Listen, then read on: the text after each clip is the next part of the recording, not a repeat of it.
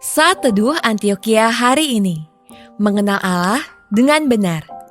Bacaan hari ini diambil dari Efesus 1 ayat 17 dan meminta kepada Allah Tuhan kita Yesus Kristus, yaitu Bapa yang mulia itu, supaya Ia memberikan kepadamu roh hikmat dan wahyu untuk mengenal Dia dengan benar.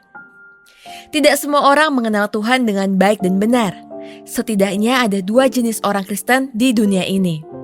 Yang pertama, orang Kristen duniawi, yaitu orang Kristen yang masih terikat oleh kebiasaan lamanya dan masih hidup dalam keinginan dagingnya. Kehidupannya terus-menerus mengalami kekalahan dan diwarnai oleh keinginan daging, yaitu amarah, kecemaran, hawa nafsu, penyembahan berhala, sihir, perseteruan, perselisihan, iri hati, kepentingan diri sendiri, percideraan, roh pemecah, kedengkian, kemabukan, pesta pora, dan lain sebagainya. Mereka jauh dari buah roh, sehingga walaupun memiliki roh, tetapi menjadi padam.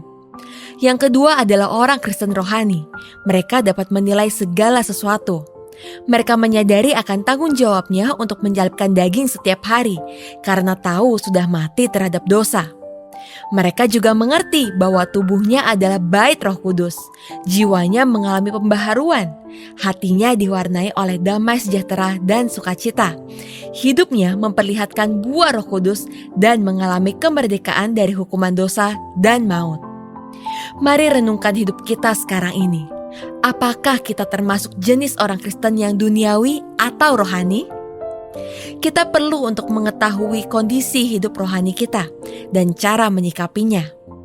Firman Tuhan hari ini memberikan nasihat supaya kita terus-menerus berdoa dan meminta kepada Allah untuk memberikan kepada kita roh hikmat dan wahyu untuk mengenal Dia dengan benar melalui Yesus Kristus.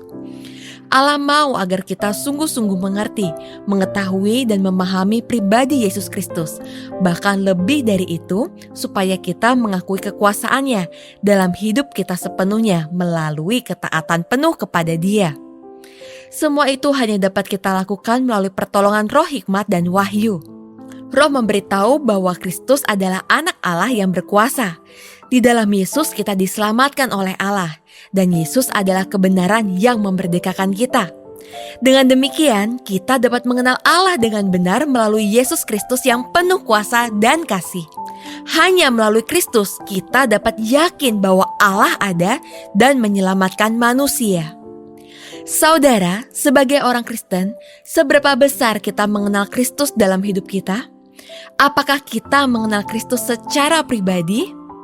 Apakah Kristus sungguh memengaruhi kehidupan kita sehingga kita mengalami perubahan hidup yang nyata? Ingatlah, mengenal Kristus akan membawa kita kepada pengharapan yang nyata dan keselamatan yang pasti. Mari kita berdoa. Bapa, kami bersyukur dapat mengenal-Mu melalui Kristus, sehingga kami memiliki kebenaran hidup karena Kristus adalah kebenaran. Karena itu kami mau lebih lagi mengenal Kristus dalam hidup kami, supaya kami semakin memahami sifat karakter bahkan kuasa-Mu dalam hidup kami. Dalam nama Tuhan Yesus, amin. Sekian Saat Teduh Antioquia hari ini. Tuhan Yesus memberkati.